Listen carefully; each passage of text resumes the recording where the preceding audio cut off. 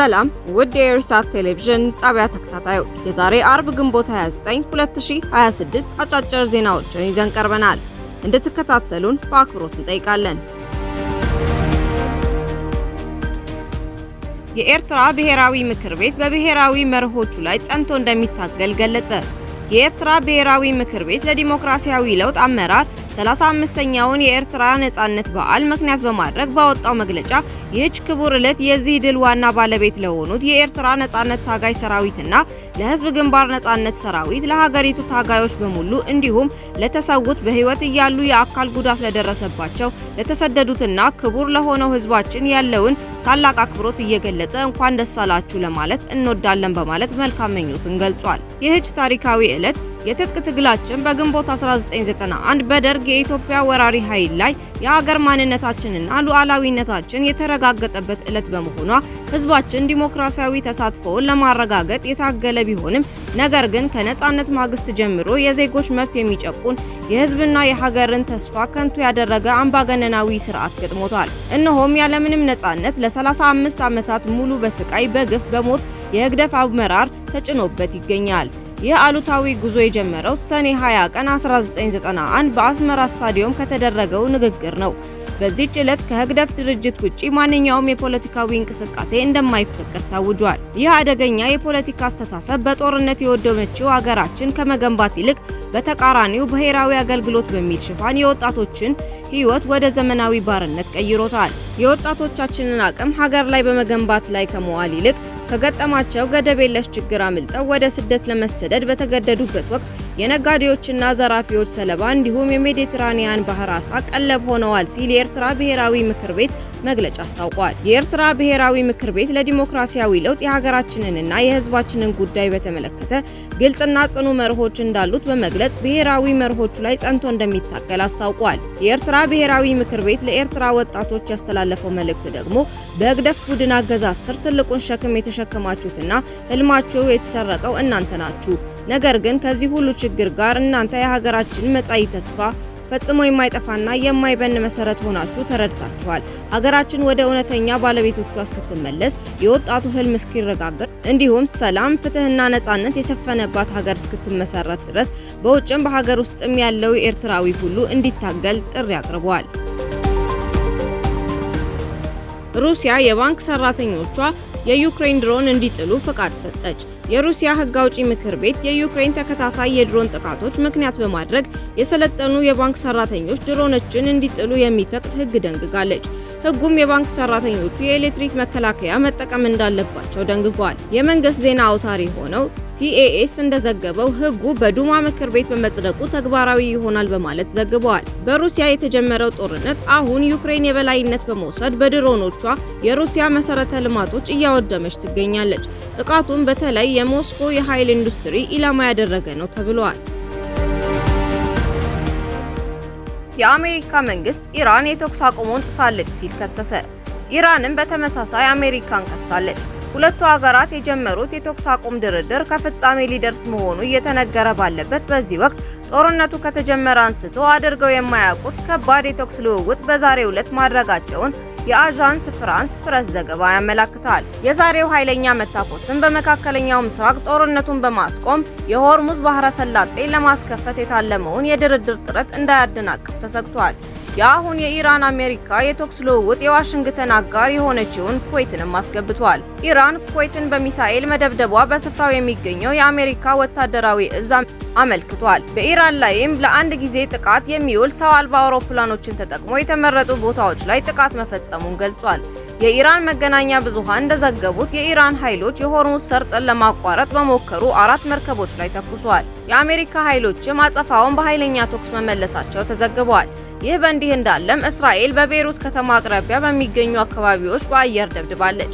በደቡባዊ ሊባኖስ አካባቢም ጥቃቷን ያለማስጠንቀቂያ አጠናክራ መቀጠሏ እየተነገረ ነው። እስካሁን በጥቃቱ የተገደሉ 14 ሰዎች እንደደረሱ የሊባኖስ መንግስት አስታውቋል። በኤሚሬት ማዕቀብ እንዲጣል ተጠየቀ። በሱዳን አሰቃቂ ግፍ የፈጸሙ ኮሎምባውያን ተዋጊዎች በተባበሩት አረብ ኤሚሬት የጦር ሰፈር ስልጠና ማግኘታቸው ተገለጸ። በኤሚሬትስ ላይ ማዕቀብ እንዲጣልም ጥሪ ቀረበ። የተባበሩት መንግስታት ድርጅት በኤልፋሸር የተፈጸሙ ጥቃቶች የዘር ማጥፋት ምልክቶች የታዩባቸው መሆናቸውን ቀደም ሲል ገልጾ ነበር። የሂዩማን ራይትስ ዎች የአፍሪካ ዳይሬክተር ማውሲ ሰጉን መንግስታት የተባበሩት አረብ ኤሚሬትስ ለፈጣን ደጋፊ ኃይሎች የምታደርገውን የጦር መሳሪያ፣ የሰው ኃይልና ሌሎች ወታደራዊ ድጋፎችን እንድታቆም በግልጽ ሊጠይቁ ይገባል ብለዋል። ኤሚሬትስ ለቀረበባት ክስ አስተባብላለች። አረብ ኤሚሬት፣ ኢትዮጵያ፣ ሳውዲ አረቢያ፣ ኤርትራ፣ ግብጽ እና ሌሎች ሀገሮች በሱዳን በተፈጠረው የእርስ በእርስ ጦርነት ጣልቃ በመግባት በሰፊው ይተቻሉ። የቀድሞ የሲአይኤ ባለስልጣን በሚሊዮኖች ዶላር የሚያወጣ ወርቅ በመስረቅ ተከሰሱ። በአሜሪካ የማዕከላዊ የስለላ ተቋም ሲአይኤ ውስጥ በከፍተኛ ምስጢር ደረጃ ላይ ይገኙ ነበር የተባለው ተከሳሹ ከአሜሪካ መንግስት ዘርፈዋል የተባለው ወርቅ በቤታቸው ማስቀመጣቸው ተገልጿል። መርማሪዎች ከዚህ በተጨማሪ የውጭ ሀገር ገንዘቦችንና ቅንጡ ሰዓቶችንም ከቤታቸው አግኝተው መያዛቸውን አመልክተዋል። የሲአይኤ ዋና ጽሕፈት ቤት መቀመጫ የሆነችው የቨርጂኒያ ከተማ ፍርድ ቤት የቀድሞ የተቋሙ ባለስልጣን በመቶዎች የሚቆጠሩ የወርቅ ጥፍጥፎችና ውድ የመንግስት ንብረቶችን እንደዘረፉ ይፋ አድርጓል። የፍርድ ቤቱ ሰነድ እንደሚያመላክተውም ግለሰቡ ባለፈው ሳምንት የመንግስትን ገንዘብ በመዝረፍ ወንጀል ተከሰው ታስረዋል። የአሜሪካን የምርመራ ፌዴራል ቢሮ ኤፍቢአይ የክስ መረጃ እንደሚያመለክተው ግለሰቡ ካለፈው ህዳር ወር አንስቶ እስከ መጋቢት ወር ድረስ ባሉት ጊዜያት ከስራ ጋር ለተያያዙ ወጪዎች በሚል በርከት ያለ የውጭ ገንዘብና በመቶዎችና ሚሊዮኖች ዶላር የሚያወጡ የወርቅ ጥፍጥፎችን በመጠቀም ሰብስበዋል። ለምን ዓላማ ሊያውለው የሚለው ግን ግልጽ እንዳልሆነም ሰነዱ አመላክቷል። ኢሰመኮ በአማራ ክልል በፖሊስ ማቆያዎች ውስጥ በተጠርጣሪዎች ላይ የሚፈጸሙ የመብት ጥሰቶችና ህገወጥ እስራቶች እንዳሳሰበው ገለጸ።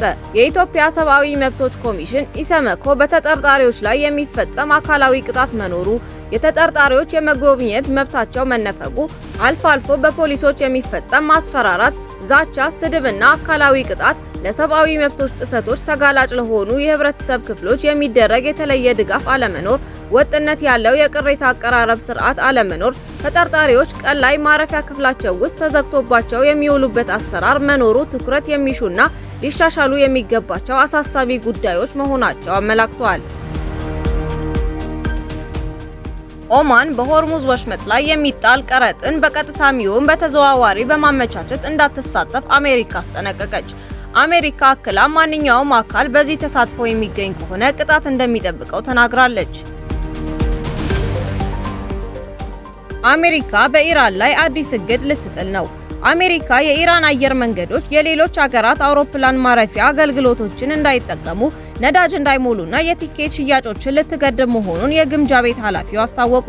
ስኮት ቤሴንት በኤክስ ገጻቸው ላይ እንዳሰፈሩት እርምጃው በኢራን ላይ የተጀመረው የኢኮኖሚ ማዕቀብ ዘመቻ አካል መሆኑን በመጥቀስ የቴሄራን አየር መንገዶች ላይ ማዕቀቡን ለመጣል መዘጋጀታቸውን ገልጸዋል።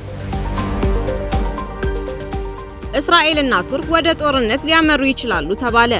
ባለፉት 3 ዓመታት ቱርክና እስራኤል መደበኛ ዲፕሎማሲያዊ ግንኙነት ከመፍጠር ወደ ቀጥተኛ ወታደራዊ ግጭት እያመራ መሆኑ እየተነገረ ይገኛል። በሁለቱ ሀገራት መሪዎች መካከል የቃላት ጦርነቱ በቀጠለበት በአሁኑ ወቅት ወታደራዊ ግጭት የመከሰት እድል ይኖራል ወይ የሚል ጥያቄን እያስነሳ ይገኛል። የእስራኤል ጠቅላይ ሚኒስትር ቤንያሚን ኔታንያሁ ባለፈው ሚያዝያ ወር በማህበራዊ ሚዲያ ላይ ባሰፈሩት ጽሑፍ የቱርክ ፕሬዝዳንት ሬሲፕ ጣይብ ኤርዶዋን በኢራን የሚገኘውን የሽብርተኝነት ስርዓት እንደረዱና የራሳቸውን የኩርድ ዜጎች ጨፍጭፈዋል ሲል ከሰዋቸዋል። ውድ የኢሳት ቴሌቪዥን ጣቢያ ተከታታዮቻችን ለዛሬ የያዝናቸውን ዜናዎች የቀረቡትን ይመስሉ ነበር። በቀጣይ እስከምንገናኝ በደህና እንድትቆዩ እንመኛለን።